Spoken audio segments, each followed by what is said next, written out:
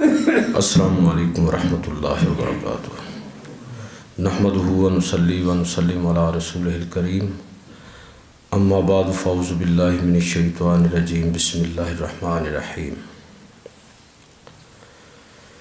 وَلَنَبْلُوَنَّكُمْ بِشَيْءٍ مِّنَ الْخَوْفِ وَالْجُوعِ وَنَقْصٍ مِّنَ الْأَمْوَالِ وَالْأَنفُسِ وَالثَّمَرَاتِ وَبَشِّرِ الصَّابِرِينَ۔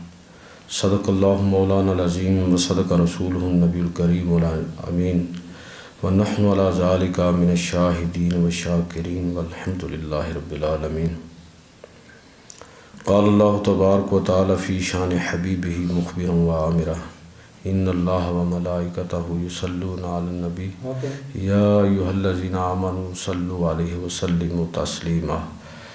الصلاۃ والسلام علیک یا رسول اللہ وعلی آلک واصحابک وسلم یا حبیب اللہ۔ الصلاۃ والسلام علیک یا رسول اللہ وعلی آلک واصحابک وسلم یا حبیب اللہ۔ الصلاۃ والسلام علیک یا رسول اللہ وعلی آلک واصحابک وسلم یا نبی اللہ۔ واجب الاحترام سامعین و حاضرین، آج کے خطبہ جمعۃ المبارک میں جس موضوع پر چند باتیں قرآن و سنت کی روشنی میں آپ کی خدمت میں عرض کروں گا، وہ آزمائش کہ جس کے اندر اس وقت پوری دنیا جو ہے وہ مبتلا ہے، اور اہل پاکستان بھی اس وبا کا شکار ہو رہے ہیں۔ میری مراد جو یہ کرونا وائرس والا مسئلہ ہے، یہ جو آفات اور زلزلے، سیلاب، آندھیاں، یہ اس طرح کی جو آزمائشیں آتی ہیں، تو اس میں ہمارا صحیح طرز عمل اور طرز فکر کیا ہونا چاہیے۔ قرآن مجید فرقان حمید کی سورۃ البقرہ کی آیت نمبر 155 جو میں نے آپ کی خدمت میں تلاوت کی ہے، اس میں اللہ رب العزت ارشاد فرماتا ہے کہ وَلَنَبْلُوَنَّكُمْ بِشَيْءٍ مِّنَ الْخَوْفِ وَالْجُوعِ وَنَقْصٍ مِّنَ الْأَمْوَالِ وَالْأَنفُسِ وَالثَّمَرَاتِ، کہ ہم تمہیں اے لوگو، اے انسانوں، ہم تمہیں ضرور آزمائیں گے، خوف سے، بھوک سے، مالوں کے اندر کمی کے ساتھ، جانوں کے نقصان کے ساتھ، اور مال مویشی اور پھلوں کے نقصان کے ساتھ۔ وبشر صابرین، اور ان آزمائشوں میں جو لوگ صبر سے کام لیں گے ان کے لیے خوشخبری ہے۔ جو اس وقت پورے ملک کے اندر جو صورتحال ہے، بلکہ پوری دنیا کے اندر زیادہ بدترین صورتحال ہے، پاکستان میں تو ابھی کافی کچھ پردہ اخفاء میں ہے۔ اللہ بہتر جانتا ہے کہ صورتحال اصل کتنی گمبھیر ہے، لیکن ابھی تک لوگوں کو پوری طرح اس سے باخبر نہیں کیا جا رہا۔ اللہ تعالیٰ محفوظ رکھے ہر طرح کی مصیبتوں سے، بلاؤں سے۔ تو ہمیں یہ دیکھنا چاہیے کہ اس طرح کی جو آزمائشیں آتی ہیں تو اس کے اسباب کیا ہیں، اور اس حوالے سے قرآن مجید اور نبی کریم صلی اللہ علیہ وسلم کی سیرت سے ہمیں کیا رہنمائی ملتی ہے۔ ایک تو اگر یہ اس وقت جو صورتحال ہے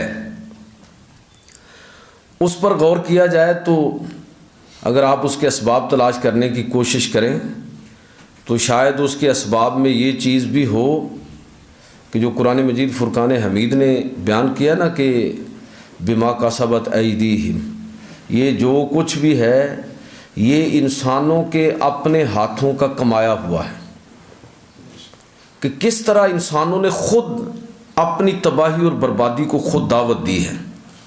بعض لوگ تو کہہ رہے ہیں کہ یہ جو حیاتیاتی جنگ ہے، یہ اس کا ایک ٹریلر لوگوں کو دکھایا گیا ہے۔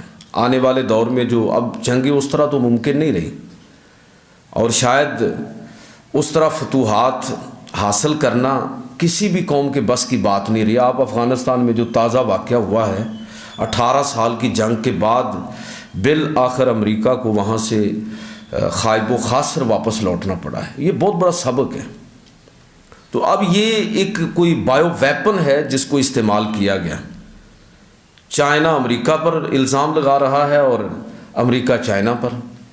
بہرحال یہ ایک لحاظ سے دیکھا جائے تو یہ انسانوں نے فطرت کے ساتھ جو چھیڑ چھاڑ کی ہے اس کے نتائج کو بھگت رہی ہے، اور اس کے شاید اللہ بہتر جانتا ہے کہ آگے جو اثرات اور نتائج کیا ہونے والے ہیں، ابھی پوری طرح اس کو ہم شاید اس کا اندازہ نہیں کر پا رہے ہیں۔ تو یہ وہ چاہے ایٹم بم کی صورت میں ہو، کیمیائی ہتھیاروں کی صورت میں ہو، بایو گیس کی صورت میں ہو، یا کوئی اور اس کی اور شکلیں، یا یہ وائرس وغیرہ چھوڑ کر کس طرح قوموں کو، دیگر قوموں کو پریشان کرنے کے لیے ایک جنگی ہتھیار کے طور پر۔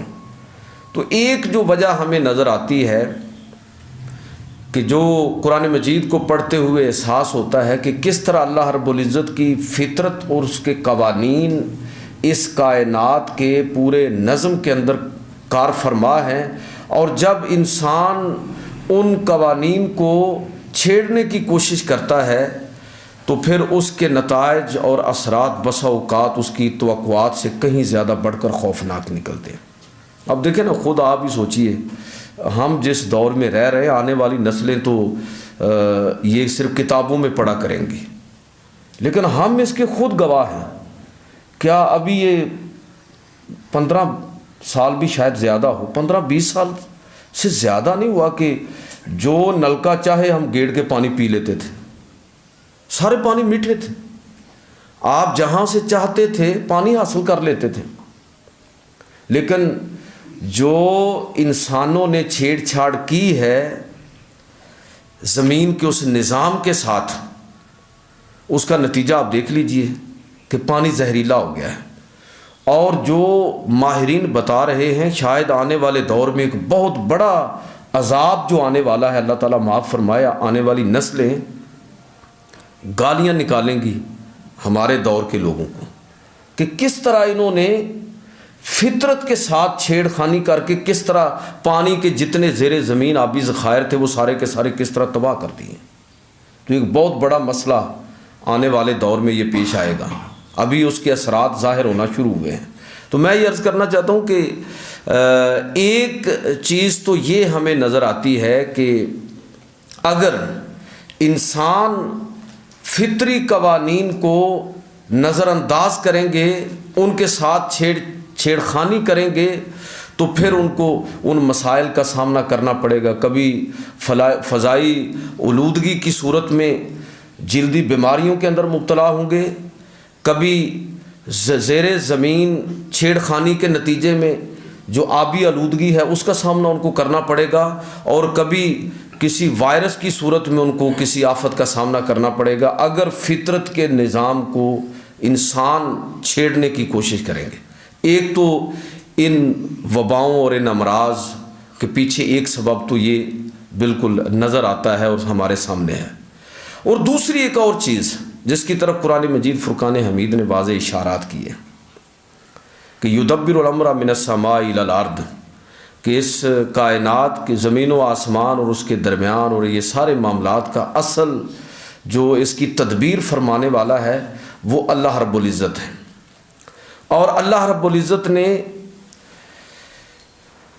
اس کائنات کے نظم کو جس اصول عدل پر قائم کیا ہے، جس میں انسانوں کی اپنی زندگی اور ان کے پورے ماحول کی زندگی جو ہے وہ بستا ہے، اگر انسان اپنے گناہوں کو اور ایسے اعمال کو انجام دیں گے جو اللہ اور اللہ کے رسول کی نافرمانی پر مبنی ہے، تو اللہ رب العزت بسا اوقات انسانوں کے گناہوں کی وجہ سے، ان کے اعمال اور کردار کی وجہ سے بھی اللہ رب العزت قوموں پر عذاب نازل کر دیتا ہے اور ان کو آزمائش کے اندر ڈالتا ہے۔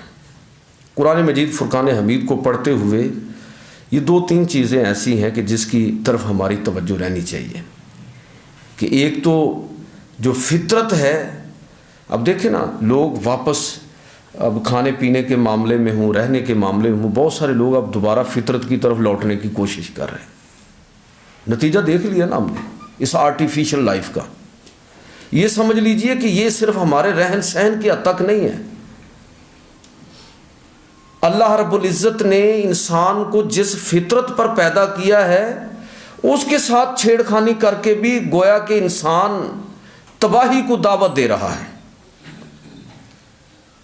اور قرآن مجید فرقان حمید نے مختلف قوموں کے احوال کو بیان کر کے اس طرف اشارہ کیا ہے. تو یہ 2-3 بڑی چیزیں ہیں جو اسباب کے اندر نظر آتی ہیں ہمیں. قرآن مجید فرقان حمید کو پڑھتے ہوئے یہ اندازہ ہوتا ہے کہ بسا اوقات اللہ رب العزت قوموں کو عذاب کے اندر مبتلا کر کے ان کو صفحہ ہستی سے مٹا دیتا ہے، ختم کر دیتا ہے قوموں کو، ان کا نام و نشان تک باقی نہیں رہتا. اور بسا اوقات یہ ہوتا ہے کہ اللہ رب العزت اپنی طرف سے کوئی ایسی آزمائش اس قوم پر، ان لوگوں پر ڈال دیتا ہے کہ وہ ان کے لیے ایک طرح کی کہہ لیجئے کہ تنبیہ ہوتی ہے، ان کو توجہ دلائی جاتی ہے کہ اگر تم باز نہ آئے تو پھر اس سے معاملہ آگے نہ نکل جائے. تنبیہ، انسانوں کو خبردار کرنا. قرآن مجید کو پڑھتے ہوئے ہمیں بہت ساری قوموں کے احوال کا پتہ چلتا ہے کہ جن پر اللہ رب العزت نے وبائیں، زلزلے، آندیاں، بارش، پتھروں کی بارش اور اس طرح کی تباہیاں نازل کی کہ وہ قومیں اب تاریخ کا حصہ ہیں. کہاں گئی قوم عاد، سمود، قوم صالح علیہ السلام، حضرت شعیب علیہ السلام کی قوم، حضرت لوط علیہ السلام کی قوم، اور بنی اسرائیل کے کئی ایسے گروہ کے جنہیں گم شدہ گروہ اور قومیں قرار دیا جاتا ہے کہ جن کا آج ہمیں ایسا سچ کوئی وجود نہیں ہے، لیکن قرآن مجید نے ان کی طرف اشارے کیے ہیں یا تاریخ کے صفحات کے اندر ان کا ذکر ملتا ہے. یہ کون قومیں تھیں؟ یہ وہ لوگ تھے جنہوں نے انسانی فطرت کے ساتھ انجینئرنگ کرنے کی کوشش کی،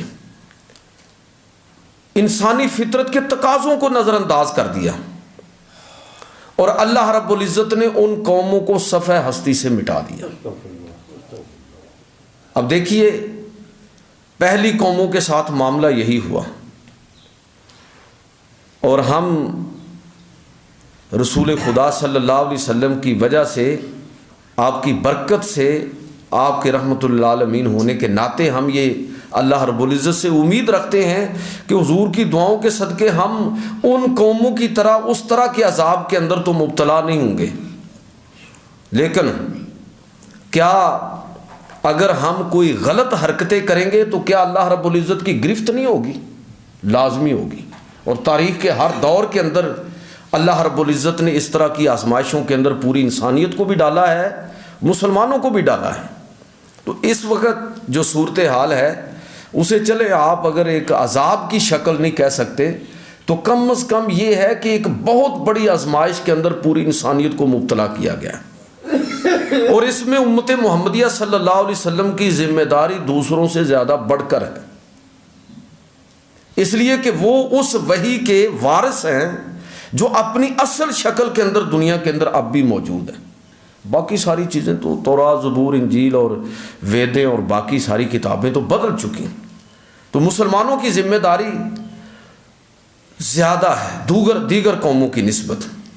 تو میں عرض یہ کر رہا ہوں کہ اللہ رب العزت نے بسا اوقات قوموں کو قرآن مجید کو پڑھتے ہوئے احساس ہوتا ہے کہ اللہ رب العزت نے قوموں کو عذاب کے اندر مبتلا کیا.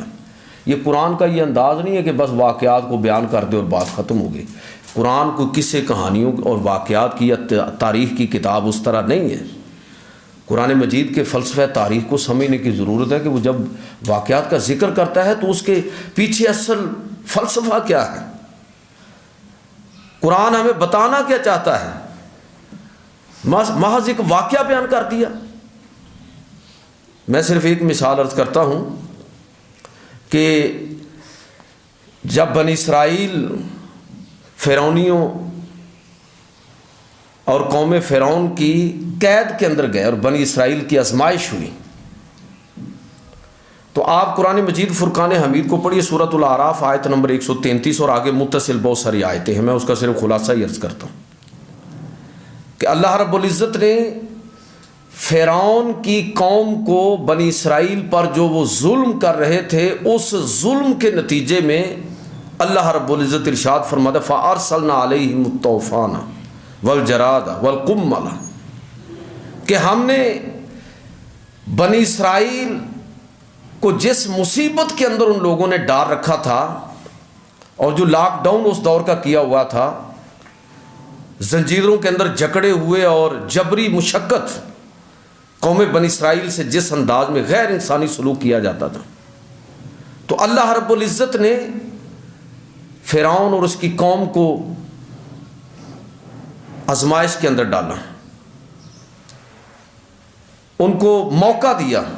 اللہ رب العزت نے ان پر، قرآن کہتا ہے کہ ہم نے ان پر مختلف عذاب بھیجے، طوفان، ٹڈی دل اور یہ گھن وغیرہ، خون، مینڈک اور اسی طرح کے دیگر عذاب۔ اور پھر وہ کرتے کیا تھے کہ جب یہ کوئی عذاب ان پر آتا تو فوراً گڑ گڑانے لگتے، موسیٰ علیہ السلام سے درخواست کرتے کہ آپ اپنے رب سے ذرا ہمیں معافی لے کر دے دیں، ہم آئندہ آپ کی قوم پر ظلم نہیں کریں گے اور آپ پر ایمان بھی لے آئیں گے۔ قرآن پاک کو ذرا پڑھیے، سورۃ الاعراف آیت نمبر 133 اور آگے متصل جو آیات ہیں۔ لیکن قرآن نے ان کا جو رویہ ذکر کیا، اس آئینے میں ہمیں اپنا رویہ دیکھنا چاہیے۔ قرآن مجید بیان کرتا ہے کہ جب ان پر یہ عذاب آئے پے در پے، اور پھر موسیٰ علیہ السلام کی دعاؤں کے نتیجے میں اللہ نے ان سے عذاب کو ہٹا دیا، تو اس کے نتیجے میں کیا ان کے رویے کے اندر کوئی تبدیلی آ گئی؟ نہیں۔ اس کے بعد تھوڑے وقفے کے بعد دوبارہ پھر ان کی حرکتیں اسی طرح کی ہو جاتی، ایمان بھی نہیں لائے اور دوبارہ بنی اسرائیل پر ظلم و ستم کے پہاڑ توڑنے لگے۔ بار بار ایسا ہوا، اور قرآن مجید کہتا ہے کہ بالآخر پھر ہم نے ان کو اپنی گرفت کے اندر لیا اور ان کو پانی کے عذاب کے اندر مبتلا کر کے ان کو غرق کر دیا سمندر کے اندر۔ تو اللہ رب العزت قوموں کو مواقع دیتا ہے، آزمائش کے اندر ڈالتا ہے، لیکن جب پھر سارے مواقع ملنے کے بعد بھی اگر قوم سدھرے نہ، اللہ کی طرف رجوع نہ کرے، تو پھر وہ اللہ کے عذاب کے لیے تیار ہو جائے۔ یہ 2008 میں زلزلہ آیا تھا، اس کے پہلے بھی اور اس کے بعد بھی سیلاب بھی کئی آئے، تو کتنے ہمارے جو اعمال ہیں اور کردار ہیں ان کے اندر کتنا فرق ہے۔ بلکہ کئی لوگ اس دور میں یہ تبصرہ کرتے تھے کہ یہ لوگ بڑے، یہ جن علاقوں کے اندر زلزلہ آیا تو یہ بڑے برے لوگ تھے، ان کے یہ کردار تھے، اس وجہ سے اللہ تعالیٰ نے ان پر عذاب نازل کیا۔ حالانکہ ایسی بات نہیں ہے۔ عذاب یا آزمائش جب قوم پر آتی ہے تو اس کا مطلب یہ نہیں ہوتا کہ جو اس کے اندر مبتلا ہے وہ سارے کے سارے برے ہیں۔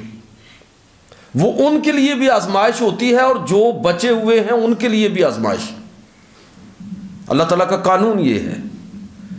باقی قیامت کے دن فیصلہ ہوگا کہ جو بچ جانے والے ہیں اور جو اس آزمائش کی نظر ہونے والے ہیں ان کا اللہ کے ہاں مقام اور مرتبہ کیا ہے، اس کا فیصلہ قیامت کے دن ہوگا۔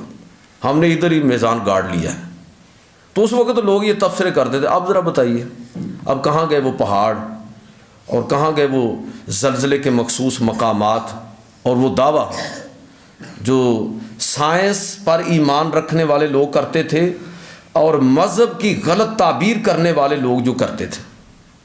اب وہ کدھر گئے؟ اب تو کوئی میدانی علاقہ نہیں بچا اور کوئی ترقی یافتہ قوم نہیں بچی اور کوئی پسماندہ قوم نہیں بچی۔ اللہ نے پوری انسانیت کو آزمائش کے اندر مبتلا کر دیا ہے۔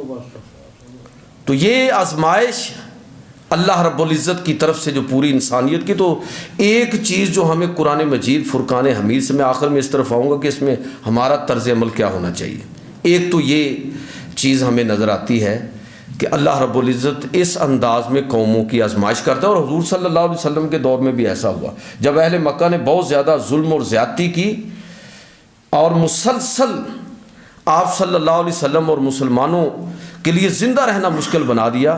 تو آپ سیرت کی کتابیں پڑھی، اس وقت پیغمبر علیہ السلام نے اہل مکہ کے لیے دعائے ہلاکت فرمائی تھی اے اللہ ان لوگوں کو اسی طرح قحط کے عذاب کے اندر مبتلا فرما دے جس طرح مصر کو قحط کے عذاب کے اندر مبتلا کیا تو، اور آ گیا عذاب۔ سیرت کی کتابیں پڑھیے کہ 2 سال اہل عرب کی حالت اتنی پتلی ہوئی اور اتنا برا حال ہوا کہ بالآخر ان کے بہت سارے سرکردہ لوگ یہ بات سمجھ گئے کہ یہ جو کچھ بھی ہے یہ مسلمانوں پر ظالمانہ سلوک کا انتقام ہے جو قدرت ہم سے لے رہی ہے۔ حضور کے پاس گئے اور درخواست کی کہ آپ کی قوم ہلاک ہو رہی ہے، تو آپ دعا فرما دیں اللہ رب العزت اس آزمائش کو ٹال دیں۔ حضور صلی اللہ علیہ وسلم نے دعا فرمائی اور وہ قحط ختم ہوا۔ ایمان وہ بھی نہیں لائے، بعد میں ایمان نہیں لائے اور اپنے کرتوت بھی تبدیل نہیں کیے۔ اسی طرح تاریخ اپنے آپ کو دہراتی ہے۔ سیانے لوگ، عقل مند لوگ اللہ کی طرف رجوع کرتے ہیں، اللہ کے ساتھ اپنے تعلق کو جوڑتے ہیں، اور جو غفلت کے اندر پڑے ہوئے لوگ ہوتے ہیں وہ اسی طرح لطائف گڑھتے ہیں، اور جس طرح کہ آپ دیکھیے کہ ادھر سے آزمائش آئی ہوئی ہے اور ہماری قوم جو ہے وہ لطائف کے اندر لطائف ایک دوسرے کو لطائف بھیج رہے ہیں کرونا سے متعلق۔ بھائی عجیب و غریب رویہ، بجائے اس کے کہ اللہ رب العزت کی طرف رجوع کیا جائے اور اس عذاب سے اللہ رب العزت کی پناہ طلب کی جائے، ہمارا رویہ کیا ہے؟ تو میں یہ عرض کر رہا ہوں کہ یہ قوموں کو اس انداز میں آزمایا جاتا ہے۔ پیغمبر علیہ الصلوۃ والسلام کی سیرت سے ایک واقعہ ہمیں، جب حضور صلی اللہ علیہ وسلم مدینہ طیبہ جس کا پہلا نام یثرب ہے، جب اللہ کے رسول صلی اللہ علیہ وسلم ادھر تشریف لے گئے تو اس وقت وہاں یہ بیماریوں کا گڑھ تھا، آب و ہوا اچھی نہیں تھی۔ جس طرح کئی علاقے ہیں نا، ہر آدمی کو، بعض لوگوں کو گرمی بالکل برداشت نہیں ہوتی، بعض لوگوں کو سردی برداشت نہیں ہوتی، بعض لوگوں کو گرم مرطوب موسم جو ہے وہ برداشت میں نہیں ہوتا۔ تو یہ جو یثرب، اس کا جو مدینہ طیبہ کا پرانا نام یثرب ہے، تو یہ بیماریوں کا گڑھ تھا۔ تو جب مسلمانوں نے ہجرت کی تو ظاہر کیفیت تو وہی تھی۔ حضرت ابوبکر صدیق رضی اللہ تعالیٰ عنہ حضور کے ساتھ پہنچے اور بخار کے اندر مبتلا ہو گئے۔ بلال حبشی پہنچے، وہ مبتلا ہو گئے۔ بہت سارے صحابہ بیماری کے اندر، بخار کے اندر مبتلا ہو گئے۔ اور اس دور کے اور اس سیرت کے اس حصے کو آپ پڑھیے کہ صحابہ کرام اپنے وطن کی جدائی میں کس طرح تڑپ رہے تھے اور کس طرح اشعار پڑھ رہے تھے۔ حضرت بلال حبشی رضی اللہ تعالیٰ عنہ اور حضرت ابوبکر صدیق رضی اللہ تعالیٰ عنہ تو ایسے یاد کرتے تھے مکہ کی سرزمین، تیرے پہاڑ اور تیری گلیاں، اور اے شہر مکہ تیری زیارت پھر ہمیں کب نصیب ہوگی۔ تو بیماری کے اندر، تکلیف کے اندر حضرت اماں جی عائشہ صدیقہ رضی اللہ تعالیٰ عنہ نے نبی کریم صلی اللہ علیہ وسلم سے فرمایا کہ اللہ کے نبی، یہ حالت ہے آپ کے اصحاب کی، آپ دعا فرمائیں اللہ رب العزت اس وبا کو یہاں سے لے جائے۔ چنانچہ اللہ کے نبی صلی اللہ علیہ وسلم نے 3 دعائیں فرمائیں۔ ایک دعا آپ نے یہ فرمائی کہ اللہ یثرب سے وباؤں کو اور بیماریوں کو دور لے جا، دعا قبول ہوئی۔ دوسری دعا آپ صلی اللہ علیہ وسلم نے یہ فرمائی کہ اے اللہ اہل مدینہ کی تجارت، ان کے سا، ان کی مد اور ان کے پیمانوں کے اندر برکت عطا فرما۔ اللہ رب العزت نے وہ برکت بھی عطا فرما دی۔ اور تیسری دعا آپ صلی اللہ علیہ وسلم نے یہ فرمائی کہ اے اللہ مدینہ کو ہمارے لیے اسی طرح محبوب بنا دے، بلکہ اس سے بھی بڑھ کر جس طرح کہ تو نے مکہ کو ہمارے لیے محبوب کیا ہے۔ یہ دعا بھی قبول ہوئی۔ آپ دیکھ لیجئے کہ مکہ اور مدینہ دونوں ہی بڑے محترم ہیں، دونوں ہی مقامات، حرمین شریفین، دونوں کی بڑی عظمتیں ہیں، لیکن اہل ایمان جب مدینہ کا نام آتا ہے تو تڑپ اٹھتے ہیں۔ یہ حضور کی دعا کا نتیجہ ہے کہ مکہ کی محبت بھی ہے، مدینہ کی بھی، لیکن مدینہ کی محبت مکہ سے بھی بڑھ کر ہے۔ تو اللہ کے نبی صلی اللہ علیہ وسلم کی دعاؤں کے نتیجے میں وہ وبا اور جو مصیبت تھی وہ دور ہو گئی۔ تو یہ ایک واقعہ ہمیں اس نوعیت کا بھی ملتا ہے. اور ایک واقعہ میں جو اور عرض کرنا چاہتا ہوں, جس کی طرف ایک چھوٹا سا اشارہ, اور یہاں سے ہمیں تھوڑا اندازہ ہوگا کہ ہمارا طرز عمل کیا ہونا چاہیے, ہمارا اس حوالے سے رویہ کیا ہونا چاہیے. 18 ہجری کے اندر طاعون امواس, یہ شام فلسطین کے علاقوں کے اندر طاعون کی بیماری آ گئی. میں نے پچھلے جمعے تھوڑا اشارہ کیا تھا, حضرت معاذ بن جبل رضی اللہ تعالیٰ عنہ کی حدیث آپ کو سنائی تھی. جب بیت المقدس فتح ہوا تو انہوں نے کہا جی ہم چابیاں آپ کو نہیں دیں گے. خلیفہ آئے, عمر تشریف لائیں تو ہم ان کو چابیاں دیں گے, آپ کو نہیں دیں گے. چنانچہ نبی کریم حضرت عمر فاروق رضی اللہ تعالیٰ عنہ وہ ان لوگوں کے مطالبے پر آپ تشریف لے آئے صحابہ کے ساتھ, اور مسلمانوں کے جو امیر تھے لشکر کے وہ حضرت ابو عبیدہ الجراح رضی اللہ تعالیٰ عنہ, وہ علاقے کے کہہ لیجئے کہ اسلامی فوجوں کے سپہ سالار بھی ہیں, علاقے کے ذمہ دار بھی ہیں. انہوں نے آگے بڑھ کر جہاں آپ جا رہے تھے اس سے بہت آگے بڑھ کر آپ کا استقبال کیا, پروٹوکول دیا, اور وہاں کے حالات بھی بتائے کہ وہاں پر طاعون ہے اور باقی چیزیں. ادھر ہی پڑاؤ کیا حضرت عمر رضی اللہ تعالیٰ عنہ, اور مشاورت کی صحابہ سے کہ اب کیا کرنا چاہیے, ادھر تو طاعون پھیلا ہوا ہے. 3 دفعہ یہ مجلس سے مشاورت منعقد ہوئی, 3 دفعہ, لیکن کوئی حتمی نتیجہ نہیں. کچھ لوگ کہہ رہے ہیں کہ اللہ کا نام لے کر آگے بڑھیے, کوئی مسئلہ نہیں ہے, اور کچھ لوگ کہہ رہے ہیں کہ جب وبا ہے تو پھر ہمیں اتنے سارے لوگوں کو کسی آزمائش کے اندر نہیں ڈالنا چاہیے. کوئی فیصلہ نہیں ہو رہا. بالآخر حضرت عمر فاروق رضی اللہ تعالیٰ عنہ نے یہ طبقات ابن سعد کے اندر یہ واقعہ جو سیرت کی کتاب ہے اور ایک طبقات کی کتاب ہے اور تراجم کی کتاب بھی ہے, اس کے اندر یہ واقعہ, اور تاریخ ابن خلدون کے اندر پوری تفصیل کے ساتھ موجود ہے کہ بالآخر حضرت عمر فاروق رضی اللہ تعالیٰ نے فرمایا کہ ہم آگے نہیں بڑھیں گے, یہیں سے واپس جائیں گے. یہ جو کام ہے یہ بعد میں کر لیا جائے گا, یہ پھر آ جائیں گے. جب یہ فیصلہ کیا تو حضرت ابو عبیدہ الجراح رضی اللہ تعالیٰ عنہ نے کہا کہ بڑے کہہ لیجئے کہ سخت الفاظ میں حضرت عمر فاروق رضی اللہ تعالیٰ عنہ سے فرمان لیں, آپ فرار من قدر اللہ, کیا آپ اللہ کی تقدیر سے فرار ہونا چاہتے ہیں؟ آپ کا خدا پر ایمان نہیں ہے, اللہ کی تقدیر سے فرار ہونا چاہتے ہیں کہ یہاں سے واپس جانا چاہ رہے ہیں. تو حضرت عمر رضی اللہ تعالیٰ عنہ نے کہا گیا ابو عبیدہ اگر تمہارے علاوہ کوئی اور یہ بات کرتا تو میں اس کو بڑا سخت جواب دیتا, لیکن تم جیسا شخص یہ بات کرے تو بڑے تعجب کی بات ہے. تو پھر آپ نے اس کا جواب یہ دیا کہ من قدر اللہ الی قدر اللہ, ہم اللہ کی تقدیر سے اللہ کی تقدیر کی طرف جا رہے ہیں. ہمارا آنا بھی اللہ کی تقدیر تھا اور واپس جانا بھی اللہ کی تقدیر ہے. اور پھر آپ نے مثال دے کر سمجھایا کہ دیکھو اگر چرواہا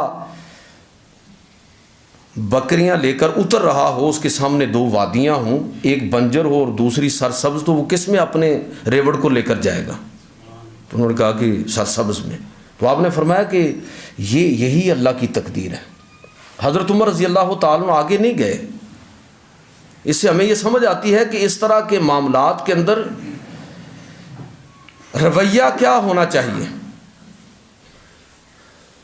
اللہ کی تقدیر ہے نا,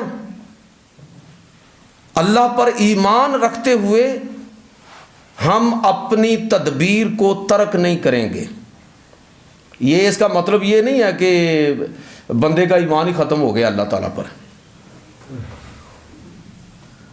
میں نے پچھلے کسی جمعے میں آپ کو باقاعدہ یہ مثال دے کر عرض کیا تھا کہ سورہ یوسف کو آپ پڑھیے کہ حضرت یعقوب علیہ السلام اپنے بیٹوں کو بھیج رہے ہیں اور انہوں نے کہا کہ اے میرے بیٹو, ظاہر ہے کہ پورا پراگا ہے بیٹوں کا, پورا جتھا ہے, ایسا نہ ہو کہ اکٹھے جائیں اور دھر لیے جائیں, قید کر لیے جائیں, کسی حادثے کا شکار ہو جائیں.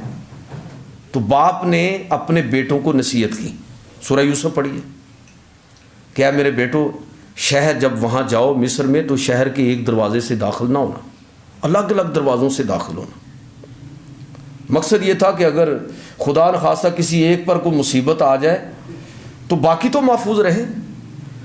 یہ تدبیر ان کو سکھائی اور بتائی اور نصیحت کی، اور اس کے بعد خود کیا فرمایا؟ فرمایا کہ تم یہ تدبیر کرو لیکن ہوگا وہی جو اللہ کو منظور ہوگا۔ یہ ہے اصل میں صحیح رویہ۔ صحیح رویہ یہ ہے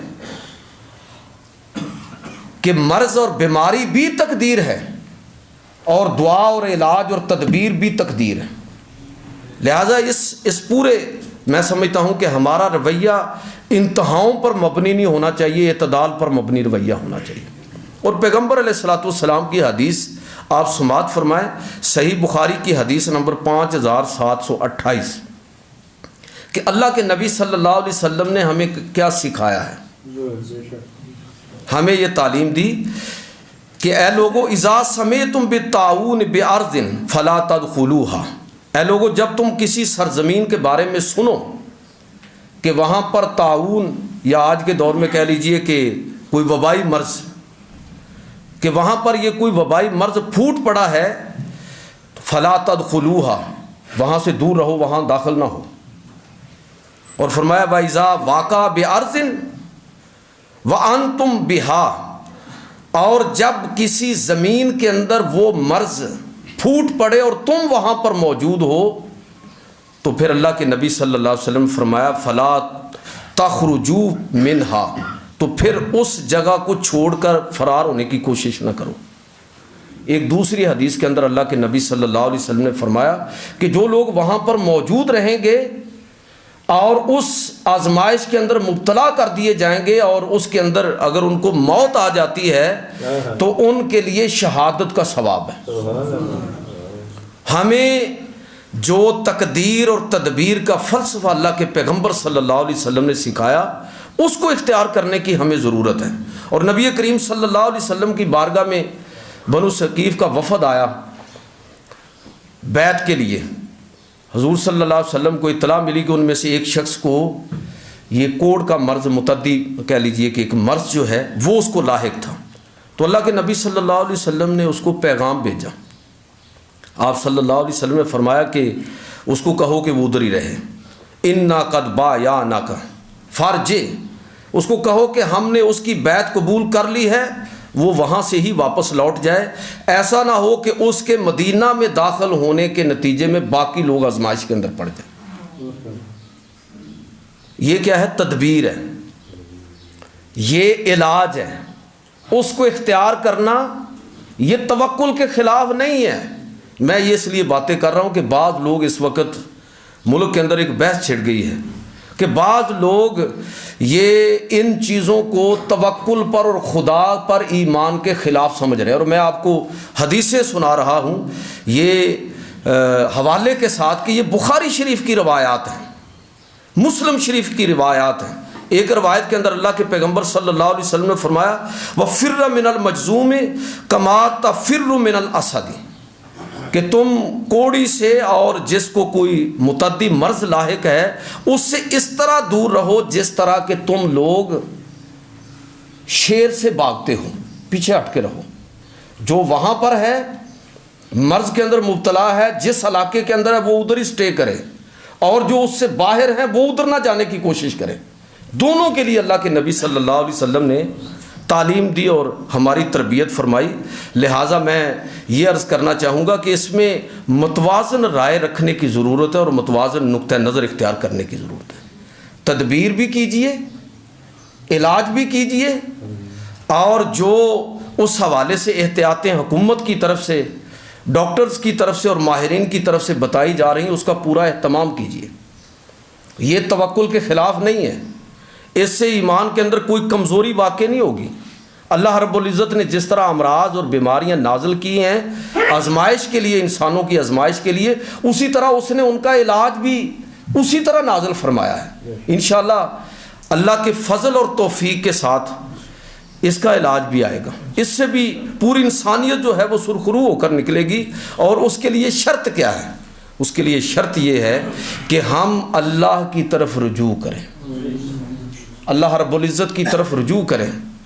یہ مجھے تو تعجب ہوتا ہے جب ہمارے یہ حکمران یہ کہتے ہیں احمقوں والی بات کہ جی کرونا وائرس کا ڈٹ کے مقابلہ کریں۔ ہماری کیا اوقات ہے کہ ہم ڈٹ کے مقابلہ کریں گے؟ ہمارا رویہ یہ ہونا چاہیے کہ ہم اللہ رب العزت سے توبہ اور استغفار کریں اور اللہ رب العزت کی طرف رجوع کریں۔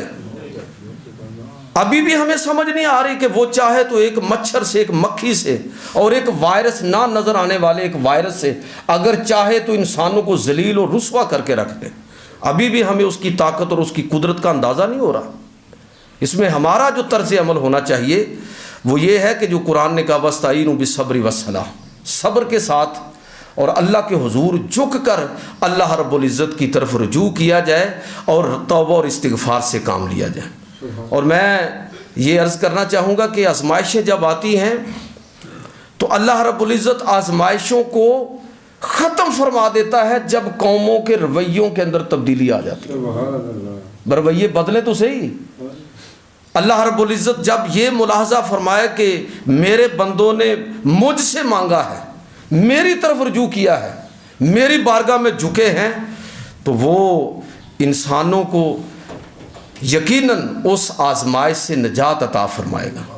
لیکن ہمارا رویہ نظر آنا چاہیے نا، یہ رویہ نہیں ہے کہ زلزلہ آیا تھا تو لوگوں نے رستے میں ہی وہ سارا مال لوٹنا شروع کر دیا اور غیر مستحق لوگوں نے، مستحقین تک وہ سامان ہی نہیں پہنچنے دیتے تھے۔ اب کیا ہو رہا ہے؟ پتہ چل رہا ہے جی، اخبارات میں آ رہا ہے جی ماسک مہنگے ہو گئے۔ انا للہ و انا الیہ راجعون۔ آپ اندازہ فرمائیں یہ مسلمان ہیں اور خدا پر ایمان رکھنے والے لوگ ہیں، ماسک مہنگے ہو گئے ہیں جی، فلاں چیز مہنگی ہو گئی، یعنی جو بھی ریلیونٹ چیزیں ہیں وہ ساری کی ساری ذخیرہ اندوزی ہو رہی ہے، خوراک کی ذخیرہ اندوزی شروع ہو گئی ہے، ادویات کی ذخیرہ اندازی شروع ہو گئی ہے۔ یہ رویہ ہے توبہ کا، استغفار کا۔ تو اس لیے میں یہ عرض کرنا چاہوں گا کہ اللہ کی طرف رجوع کرنے کا وقت ہے۔ جو صورتحال ہے اس میں اللہ سے ڈرنے کی ضرورت ہے، وائرس سے ڈرنے کی ضرورت نہیں ہے۔ اللہ کا خوف اپنے دل کے اندر پیدا کریں، اللہ کی طرف رجوع کریں، اور جو پیغمبر علیہ الصلاۃ والسلام نے ہماری تربیت فرمائی کہ آپ تدبیر کو ان بیماریوں کے اندر اختیار فرمائیں، اللہ سے دعا بھی کریں۔ حضور صلی اللہ علیہ وسلم کا یہی طرز عمل ہے، آپ کا یہی طرز تربیت ہے کہ دعا بھی کریں اور دعا بھی کریں۔ یہی انداز اور یہی طریقہ ہے، اور میں اس میں بالکل ایک شرح صدر کے طور پر کہہ رہا ہوں کہ آپ یقین جانیے کہ ایسے مواقع پر جس طرح کوئی میت سامنے ہو نا تو دل نرم ہو جاتے ہیں۔ جب کوئی اس طرح کی آزمائشیں آتی ہیں تو اللہ کی طرف آدمی کا رجحان بڑھ جاتا ہے۔ یہ موقع ہے کہ ہم اپنے گناہوں کی معافی طلب کریں، اللہ کی طرف رجوع کریں، اور اسلام کے جو احکام ہیں ان پر عمل کرنے کی کوشش کریں۔ میں تو کہوں گا کہ اگر ہم آپ اندازہ فرمائیں کہ جو ڈاکٹر دنیا بھر کے اس وقت بتا رہے ہیں کہ ہاتھ دھوئیں، ہاتھ دھوئیں، ہاتھ دھوئیں، ایک ہی علاج ہے، میں کہتا ہوں کہ ہمیں اب تو سمجھ آ جانی چاہیے کہ اس امت کو پاؤں کے ناخن سے سر کے بالوں تک کس طرح طہارت کا سبق دیا گیا ہے۔ ناک صاف کرنی ہے، منہ صاف کرنا ہے، دانت برش کرنا ہے، مسواک کرنی ہے، اور وہ طریقہ اختیار کرنا ہے جو صفائی اور ستھرائی کا اسلام نے دیا ہے۔ میں درس میں بھی بات دوستوں سے کر رہا تھا کہ آپ ویسے عام طور پر ہم 5 دفعہ ہی چلے وضو کرتے ہیں عمومی طور پر، لیکن ان دنوں میں ذرا ہم اپنی عادت اپنا لیں، گھروں کے اندر خواتین بچوں سب کو پابند کریں کہ آپ نے ہمہ وقت باوضو رہنا ہے۔ انشاءاللہ یہ ایسا طریقہ ہے کہ جس کے نتیجے میں اگر کوئی متاثر بھی ہوگا تو وہ رفع دفع ہو جائے گی وہ ساری بلا۔ تو یہ اللہ کے پیغمبر صلی اللہ علیہ وسلم نے جو ہمیں طریقہ سکھایا ہے اس طریقے کو اختیار کیجئے، اور جو احتیاطیں نبی کریم صلی اللہ علیہ وسلم نے ہمیں، میں آپ کو ایک بڑی دلچسپ حدیث آپ کو سناؤں، مسند احمد کی حدیث نمبر 581۔ نبی صلی اللہ علیہ وسلم فرمایا کہ اگر کوئی ایسا آدمی جو مرض کے اندر مبتلا ہے، حضور نے اس کے بارے میں فرمایا کہ بہت اس پر نظر گاڑ کر نہ رہو، اور فرمایا وَإِذَا كَلَّمْتُمُوهُمْ فَلْيَكُنْ بَيْنَكُمْ وَبَيْنَهُمْ قِيدُ رُمْحٍ، جب تم اور وہ آپس میں گفتگو کرو تو تمہارے اور اس کے درمیان ایک نیزے کا فاصلہ ہونا چاہیے صلی اللہ علیہ وسلم نے، اور اس کا علاج ہمیں بتایا۔ چونکہ وقت ہو گیا ہے، ایک بات کر کے میں ختم کرنے لگا۔ اگلے جمعے سے سنتوں کا ٹائم نہیں ملے گا آپ کو، سارے لوگ گھر سے سنتیں پڑھ کے آئیں، ٹھیک 1 بجے جیسے خطبہ ختم ہوگا اسی وقت جماعت یہاں عربی میں خطبہ ہوگا۔ میں قاری صاحب کو آپ کے سامنے کہہ رہا ہوں کہ یہ بھی ان احتیاطی تدابیر میں سے ہے کہ خطبہ بھی مختصر ہو، جماعت بھی مختصر ہو، اللہ تعالیٰ کی طرف رجوع ہو ہمارا۔ اجتماعی حوالے سے جو احتیاطیں ممکن ہیں، آئندہ سب لوگوں نے اگلے جمعے سے گھر سے ایک رومال لے کے آنا ہے، جہاں آپ نے سجدہ کرنا ہے وہاں اپنا رومال بچھانا ہے۔ میری بات کو سن رہے ہیں آپ لوگ؟ اس احتیاط کو اختیار کیجیے۔ یہ کوئی اللہ پر ایمان کے خلاف نہیں ہے، یہ تدبیر ہے۔ آپ اپنا رومال گھر سے لے کر آئیں، اور خطبہ، یہ اردو کا خطبہ تو طویل ہو ہی نہیں سکتا، اس لیے کہ 1 بجے ختم ہونا ہے، تو آپ کون سا 12:20 پر آ جاتے ہیں جو اس کو میں مختصر کر لوں۔ یہ تقریباً سمجھ لیجیے کہ یہ آپ کے آنے پر ہی 1 بجے آپ کی جماعت کھڑی ہوگی۔ تو اگلے جمعے سے آپ لوگ یہ کیجئے کہ سنتیں گھر سے پڑھ کر آئیں، وضو گھر سے کر کے آئیں، فرض نماز اور دعا کے بعد باقی، میں اکثر یہ اس کی بات کیا بھی کرتا ہوں کہ باقی سنتیں اور نوافل بھی آپ گھر جا کر پڑھیں، اور کوشش فرمائیں کہ جو احتیاطی تدابیر ہیں ان کو آپ اختیار کریں اور اللہ پر توقع رکھیں، ایمان اللہ پر رکھیں۔ کچھ نہیں ہوگا، یہ وائرس، یہ کرونا وائرس کچھ نہیں بگاڑ سکتا ہمارا۔ اللہ پر جب ہمارا ایمان اور یقین ہے اور ہم جو ظاہری جتنے بھی اسباب ہیں ان کو اختیار کرتے ہیں اور اللہ پر اعتماد رکھتے ہیں، بات ختم ہو گئی، میرا اور آپ کا کام ختم۔ باقی اللہ کی طرف ہمارا رجوع ہے، اللہ کا فضل اور کرم ضرور پوری انسانیت پر اور امت محمدیہ صلی اللہ علیہ وسلم پر نازل ہوگا۔ بہت شکریہ، جزاک اللہ صلی اللہ علیہ وسلم نے، اور اس کا علاج ہمیں بتایا۔ چونکہ وقت ہو گیا ہے، ایک بات کر کے میں ختم کرنے لگا۔